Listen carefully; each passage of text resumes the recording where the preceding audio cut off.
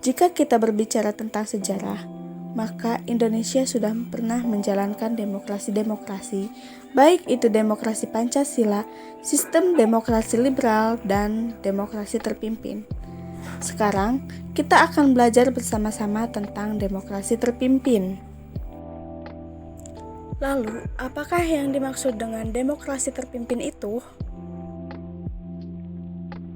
Demokrasi terpimpin berasal dari dua kata, yaitu demokrasi dan terpimpin.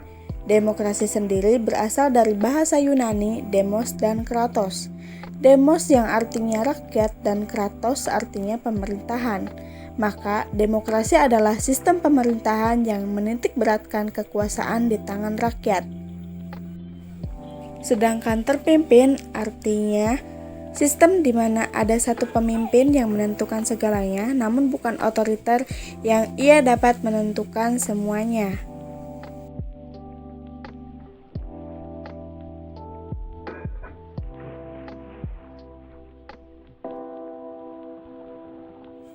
Selanjutnya, mengapa ada demokrasi terpimpin?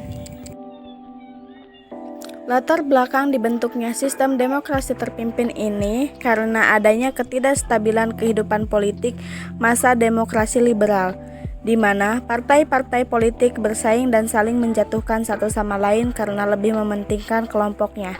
Kemudian adanya pembubaran Dewan Konstituante yang merupakan sebuah lembaga yang membuat konstitusi atau undang-undang. Dibubarkannya konstituante ini karena gagal membuat undang-undang yang baru dan praksi-praksi yang ada di Dewan Konstituante hanya mengurus partainya sendiri dan golongannya saja, sehingga mereka melupakan kepentingan negara dan bangsanya yang lebih besar.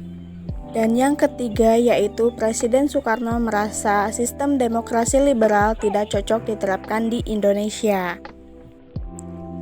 Langkah yang diambil Presiden untuk merealisasikan demokrasi terpimpin ini yaitu pada awal Juli 1959, Presiden Soekarno melakukan pertemuan dengan para pemangku kepentingan seperti Ketua DPR, para Menteri, TNI, anggota Dewan Nasional, dan anggota-anggota lainnya untuk mendiskusikan langkah apa yang harus diambil untuk masa depan bangsa Indonesia. Kemudian sampailah pada hasil kesepakatan yaitu untuk memberlakukan kembali Undang-Undang Dasar 1945. Kemudian Presiden juga akhirnya mengeluarkan gagasannya atau konsepsi Presiden yang isinya membentuk kabinet gotong royong yang didukung oleh semua partai, diantaranya PNI, Masyumi, NU, dan PKI.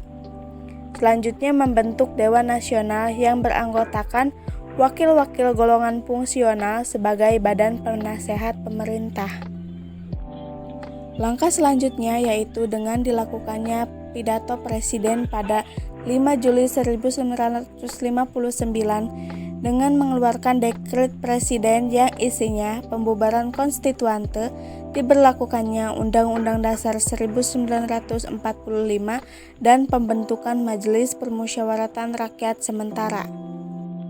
Dan dengan dikeluarkannya dekret Presiden Soekarno pada tanggal 5 Juli 1959 menjadi penanda bahwa awal dimulainya masa demokrasi terpimpin.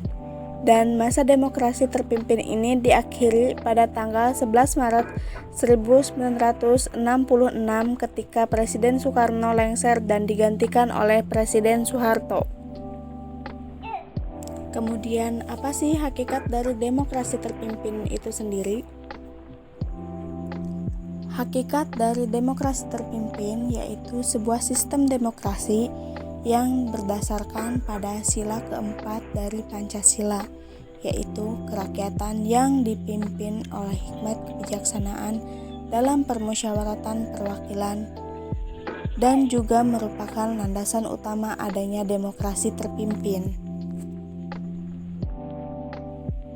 Oke, jadi itulah sedikit pembahasan materi tentang demokrasi terpimpin kita kali ini. Semoga dapat dimengerti, semangat belajar, dan sampai jumpa. Terima kasih.